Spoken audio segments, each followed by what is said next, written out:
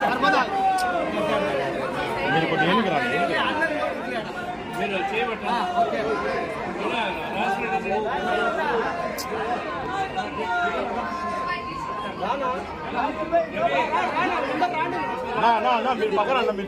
Photo को कल cut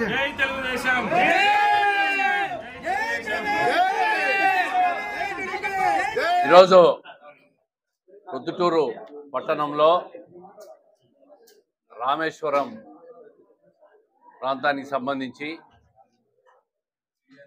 మాజీ మున్సిపల్ ఏరియాలో సీతారామరెడ్డి గారు మాజీ కౌన్సిలర్ ఏర్పాటు చేసిన కార్యాలయం నియోజకవర్గ ఇన్ఛార్జ్ ప్రవీణ్ కుమార్ రెడ్డి గారి ఆధ్వర్యంలో పెద్దలు సీనియర్ నాయకులు మాజీ శాసనసభ్యులు వీరశివారెడ్డి గారి ఆశీస్సులతో ఈ కార్యాలయం ప్రారంభించడం జరిగింది. ఇదొక శుభ పరిణామం. మేము సైతం సిద్ధం సంసిద్ధం. ఎన్నికల్లో ఏదైతే జగన్మోహన్ రెడ్డి గారు సిద్ధమని పోస్టర్లు వేసుకున్నారో మేము సైతం ఈ ఎన్నికల్లో సంసిద్ధంగా ఉంటామని తెలియజేసేదానికే ఈ కార్యాలయం ప్రారంభం కూడా దాంట్లో ఒక భాగం. ఏ క్షణంలో ఎన్నికలు జరిగినా కూడా తెలుగుదేశం పార్టీ అన్ని రకాలుగా సిద్ధంగా ఉంది. కడప పార్లమెంట్ పరిధిలో అన్ని స్థానాలు కూడా ఈరోజు తెలుగుదేశం పార్టీ కైవసం చేసుకునే దిశగా మేము దూసుకుపోతున్నాం.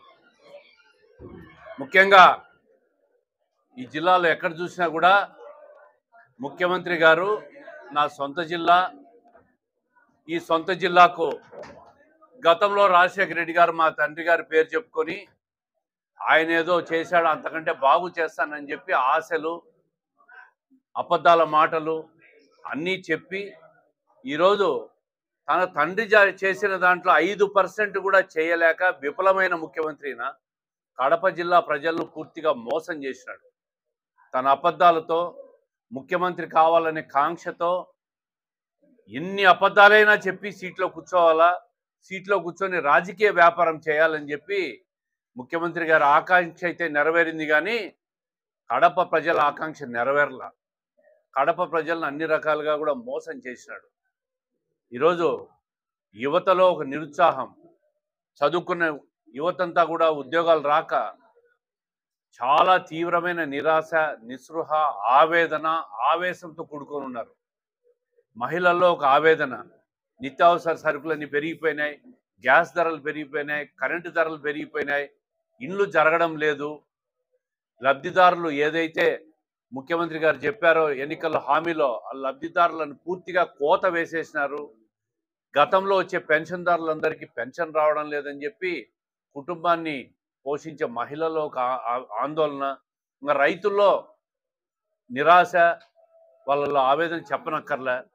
పండిన పంటకు గిట్టుబాటు ధర లేదు. రైతుకు కనీసం ఈ 5 సంవత్సరాల్లో ఒక డ్రిప్ పరికరం కూడా ఇచ్చిన పాపాన పోలే ముఖ్యమంత్రి గారు. గతంలో తెలుగుదేశం ప్రభుత్వంలో రైతులకు అన్ని రకాలుగా కూడా డ్రిప్ పరికరాలు ఇవ్వడం కానీ, ఇన్పుట్ సబ్సిడీ ఇవ్వడం కానీ, మెకనైజ్డ్ ఎక్విప్మెంట్లు ఇవ్వడం కానీ, సబ్సిడీలో ఎన్నో కార్యక్రమాలు రైతుల కోసం చేశారు. ఈరోజు రైతులు పంట వేయలేకపోతున్నారు, పండించిన పంటకు గిట్టుబాటు ధర లేదు. అన్ని రకాలుగా కూడా అన్ని వర్గాలు ఈరోజు నిరాశలో ఉన్నాయి. వ్యాపార వర్గాలు అయితే ఇంకా చెప్పాల్సిన అవసరమే లేదు. అర్బన్ ప్రాంతాల్లో అయితే తీవ్ర నిరాశకు గురైపోతున్నారు. ఇటువంటి పరిస్థితుల్లో ఎన్నికలు జరగబోతున్నాయి.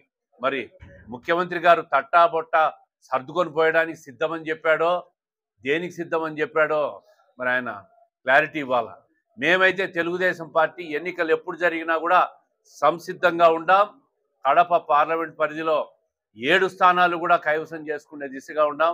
పార్లమెంట్ స్థానాన్ని కూడా కైవసం చేసుకుంటాం. మేము ఖచ్చితంగా ఈ ఎన్నికల్లో తెలుగుదేశం పార్టీ కడపలో మంచి రిజల్ట్ తీసిపోయి చంద్రబాబు నాయుడు గారికి కడప జిల్లాను, కడప పార్లమెంటును అన్ని రకాలుగా కూడా అభివృద్ధి చేసుకుంటాం భవిష్యత్తులో.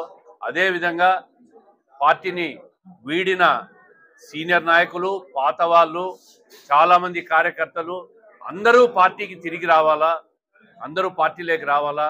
ఈరోజు పెద్దలు వీరశివారెడ్డి గారు మాజీ శాసనసభ్యులు, అనుభవం ఉన్న నాయకుడు, ఆయన సేవలు కూడా పార్టీ పూర్తిగా వినియోగించుకుంటుందని చెప్పి మన ముఖ్యమంత్రి గారు వారిని కలిసిన సందర్భంలో కూడా చెప్పారు. వారు కూడా ప్రొద్దుటూరులో కూడా పూర్తి స్థాయి బాధ్యతలు తీసుకుంటామని చెప్పి హామీ కూడా ఇవ్వడం జరిగింది.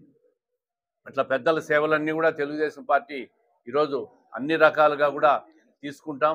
అదేవిధంగా ఈరోజు ఒక పవిత్ర కలయిక, ఏదైతే రాక్షసుని చంపేదానికి దేవతలంతా ఒకటవుతున్నారో అదేవిధంగా ఈరోజు తెలుగుదేశం పార్టీ జనసేన కలయిక కూడా రాష్ట్రంలో ఒక మార్పుకు నాంది పలుకుతూ ఉంది. నిన్న మొన్న కూడా పత్రికల్లో చూసింటారు, ఎలక్ట్రానిక్ మీడియాలో చూశారు. తెలుగుదేశం పార్టీ జనసేన కలయిక కూడా ఒక పెద్ద ప్రపంచం సృష్టించబోతా ఉంది. ఎప్పుడు ఎన్నికలు జరిగినా కూడా ఈ పొత్తు కలయిక 150 నుంచి 160 స్థానాలు కైవసం చేసుకునే దిశగా తెలుగుదేశం పార్టీ జనసేన ముందుకు పోతున్నాయి. కడప జిల్లా విషయానికి వస్తే 7 మంది శాసనసభ్యులు, ఈ పార్లమెంట్ సభ్యుడు కూడా ఈ వారి వారి నియోజకవర్గాల అభివృద్ధి చేయడంలో కానీ పూర్తిగా విఫలమైనారు. కేవలం స్వలాభం, స్వార్థం, మాఫియాలు, డబ్బు సంపాదన మీద పెట్టిన దృష్టి ప్రజల మీద, ప్రజా సంక్షేమం మీద పెట్టి ఉంటే ఈ 5 ఏళ్లలో చాలా ముందుకు పోయేది.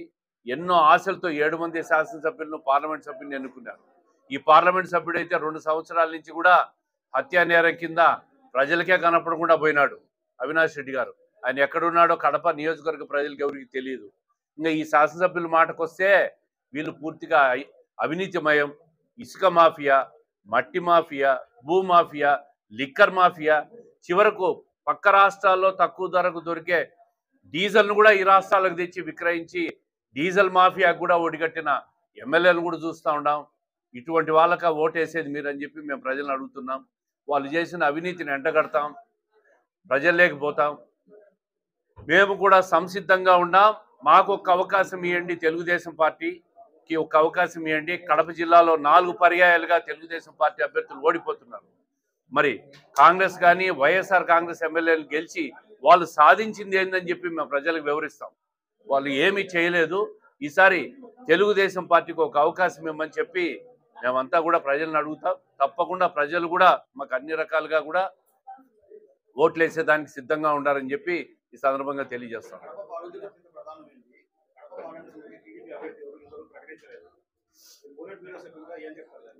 2 సంవత్సరాల కిందటే చంద్రబాబు నాయుడు గారు నన్ను అభ్యర్థిగా ప్రకటించారు కదా. ఇంకా మళ్ళా దాంట్లో కొత్తదనం ఏముంది?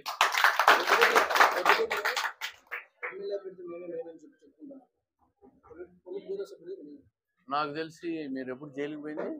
2 ఇయర్స్ అయిందా? 1.5 సంవత్సరం కింద లోకేష్ గారు కడప సెంట్రల్ జైలు దగ్గర చెప్పారు. మళ్ళా నన్ను ఎందుకు అడుగుతారు మీరు? ఇప్పుడు ఒక విషయం సరే, ఒక విషయం లోకేష్ గారు చెప్పిన తర్వాత నేను దాని మీద మాట్లాడడం కూడా కరెక్ట్గా ఉండదు. ఆయన కడప జైలు దగ్గర విషయం చెప్పాడు. ఎన్నికలు వచ్చిన తర్వాత, షెడ్యూల్ వచ్చిన తర్వాత అధికారిక ప్రకటన చేస్తారు అధినేత. నిన్న మొన్న కూడా కూర్చున్నారు. అన్నీ కూడా ఎక్కడ ఖరారు అయినాయి? ఎవరు చెప్పారు? అధికారిక ప్రకటన రాలే కదా. అన్నీ కూడా అధికారిక ప్రకటన చేయబోతున్నారు అధినేత చంద్రబాబు నాయుడు గారు. నాకు తెలిసి 8వ తేదీ వరకు ఏదో అమావాస్య ఉంది. 10, 11, 12 తేదీలో పొత్తు ఖరారు అయిన తర్వాత అన్ని అభ్యర్థులను కూడా ఆయన ఖరారు చేసి ప్రకటిస్తాడు. పొద్దుటూరులో గందరగోళం ఉంటే కదా తెరదీసేదానికి. అభ్యర్థులు ఉంటారమ్మా, ఆశావాహులు ఉంటారు, ప్రతి నియోజకవర్గంలో ఉంటారు. కడప జిల్లాలో అన్ని నియోజకవర్గాల్లో కూడా పార్టీ గాలి పెరుగుతున్న కొద్దీ అభ్యర్థుల్లో కూడా ఆశావాహులు పెరుగుతూ ఉంటారు, ఆశ పెరుగుతూ ఉంటుంది. అందరూ ప్రయత్నాలు చేస్తుంటారు. దాంట్లో తప్పేముంది? తప్పేం లేదు. వాళ్ళందరూ ఆశావాహులుగా ఉండడంలో తప్పు లేదు, ఆశించడంలో తప్పు లేదు. ఒకరికే కదా వచ్చేది. అది లోకేష్ గారు సెంట్రల్ జైలు దగ్గర చెప్పినారు. దాని తర్వాత దాని మీద నేను మాట్లాడడం కూడా కరెక్ట్ కాదు. ఆయన క్లారిటీ ఇచ్చినాడు. అధికారిక ప్రకటన వస్తే మీకే తెలుస్తుంది.